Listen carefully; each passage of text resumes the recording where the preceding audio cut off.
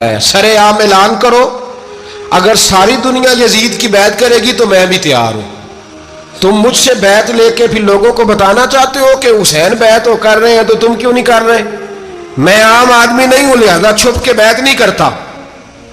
جب یہ بات کی نا تو ولید بڑا نرم دل تھا اور امام حسین کی شان کو جانتا تھا، وہ جانتا تھا یہ نبی پاک کا خاندان ہے۔ اس نے کہا جی مجھے تو حکم تھا، باقی آپ حضور کے نواز ہیں، میں کر کچھ۔ وہاں ایک بڑا بدبخت شخص بیٹھا تھا، عبد الملک بن مروان۔ وہ ولید سے کہنے لگا کہ اگر حسین آج تمہارے ہاتھ سے نکل گئے تو تمہارے لیے بہت بڑا مسئلہ کھڑا ہو جائے، انہیں جانے نہ دینا، یا بیعت کراؤ یا ان سے کہو جنگ کے لیے تیار ہو۔ تو امام حسین رضی اللہ تعالیٰ عنہ کے کانوں میں آواز گئی تو فرمانے لگے، ابن مرجانہ اگر تیرے اندر جرت ہے تو آ سامنے حسین کے، اس کے کانوں میں باتیں نہ کر، کانا پھوسی نہ کر، باہر آ میدان میں، شرارت نہ کر، باہر آ، میں تمہیں ابھی بتاتا ہوں کہ حسین سے مقابلہ کرنے کا انجام کیا ہے۔ یہ کہہ کہ امام حسین باہر نکلے، اپنے بھائی محمد بن انفیہ کو بلایا، عبداللہ بن زبیر، عبداللہ ابن عباس، ڈھیر سارے لوگ اکٹھے ہو گئے۔ فرمایا یہ معاملہ ہے، اب کیا کرنا ہے؟ تو وہ کہنے لگے حضور وقت ابھی مناسب نہیں ہے، آپ اس طرح کریں یہاں رکے، ہم مکے سے، عراق سے، کوفے سے لوگوں کو بلاتے ہیں، یہاں ایک بڑی مجلس مشاورت قائم کرتے ہیں۔ امام حسین فرمانے لگے اگر تم مشاورت قائم کرو گے تو ولید اور عبد الملک بن مروان وہ تو جنگ کرنے کو تیار ہے، اور نبی پاک نے فرمایا ایک مینڈا ہوگا جس کی وجہ سے مدینے کی گلیوں میں لہو بہے گا۔ فرمانے لگے میں وہ بکرا، وہ مینڈا نہیں بننا چاہتا۔ کہا پھر آپ کیا کریں گے؟ تو امام حسین رو پڑے، فرمانے لگے میں مدینہ چھوڑ جاؤں گا لیکن مدینے کی حرمت پامال نہیں ہونے دوں گا۔ امام علی مقام آدھی رات کے وقت نکلے، سیدہ فاطمہ کا دروازہ ایک اس دن تھا جس دن حضرت مولا علی کوفے چلے گئے اور دوبارہ آج تالا لگا جب امام حسین نکلے۔ آپ جنت البقیع کے پیچھے کھڑے ہو کے حضور کا روضہ دیکھنے لگے، اس وقت گنبد تو نہیں ہوتا تھا، روضہ دیکھنے لگے۔ نانا تیرے کرم کے خزینے کی خیر ہو، میں جا رہا ہوں تیرے مدینے کی خیر ہو۔ سارا خاندان لے گئے، مکے تشریف لے گئے، حج کے ایام قریب آنے والے تھے۔ امام حسین نے وہاں لوگوں سے باتیں کی۔ جب امام حسین وہاں پہنچے تو کوفے سے خط آنے لگے۔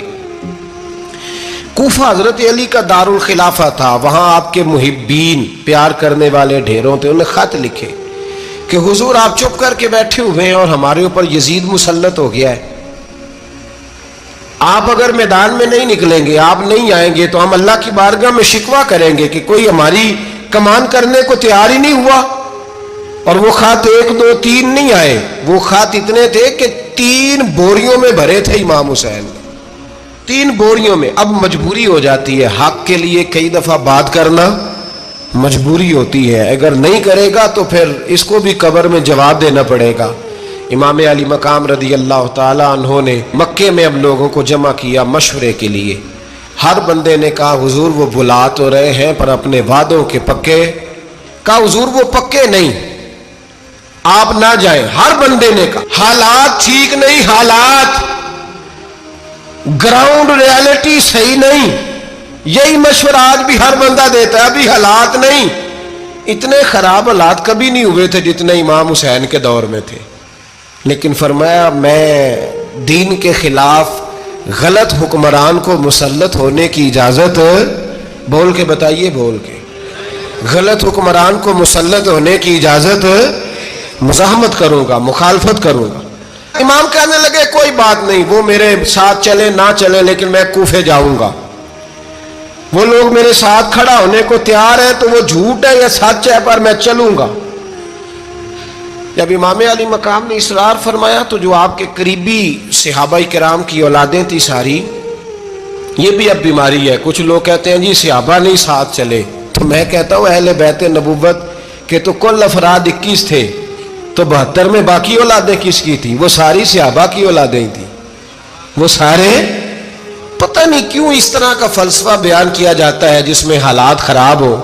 حضرت سیدنا امام علی مقام کو جب بہت زیادہ کہا گیا نا تو امام حسین رضی اللہ تعالیٰ عنہ نے فرمایا چلو میں ایک کام کرتا ہوں، مسلم بن عقیل کو بھیجتا ہوں، حضرت علی کے بھتیجے ہیں، امام حسین رضی اللہ تعالیٰ عنہ کے چچا کے بیٹے ہیں حضرت عقیل کے صاحبزادے مسلم بن عقیل، بڑے سمجھدار آدمی تھے، معاملہ فہم تھے، بڑے جری تھے، اتنا زبردست مشورہ کم لوگ دیتے ہیں جتنا حضرت مسلم بن عقیل دیتے تھے۔ ان کو بھیجا گیا کوفے۔ اب اس میں بڑی تفصیل ہے، وہ اپنے 2 بچے بھی لے گئے۔ جب وہ کوفے پہنچے نا تو کوفے پر جناب نعمان بن بشیر کی حکومت تھی، آپ گورنر تھے اور اہل بیت سے بڑی عقیدت رکھنے والے، نرم رویہ۔ عبید اللہ ابن زیاد کوفے کا گورنر نہیں تھا، یہ کسی اور علاقے